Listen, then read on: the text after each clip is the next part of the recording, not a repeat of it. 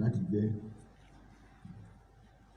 Nígbà tí Tádé ṣe tó ń joyè ó wá sọ́dọ̀ àjọsọ̀rọ̀. Àwọn gbà pé nígbà tí wọ́n gbé state wọ́n gbé ọmọ ọba fọ́sùn. Tó bá fẹ́ ṣe nǹkan dáadáa ni tó bá fẹ́ ṣe Ọ̀ṣun state ibi ni ọba jẹ́ capital. Allahu Akbar.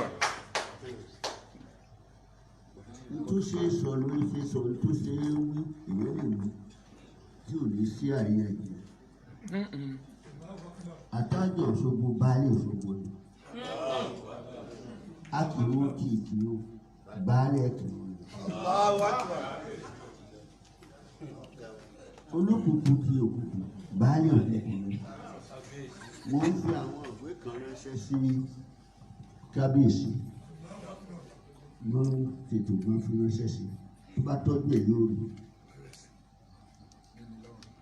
Nínú Council of Obas ní Old Western Region ipò tó wà mo máa kẹ́ fún bẹ́ẹ̀. Olúwo ìṣe Baalẹ wò.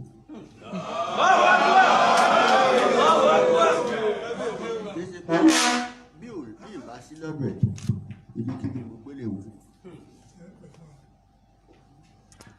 A ní Islam wọ níta pé Nàìjíríà lẹ́ni kò sí Nàìjíríà kò sí tẹ́jẹ́ Nàìjíríà kálukú àlẹ́ni kò sówó ẹni. Northern protectorate, Southern protectorate, protect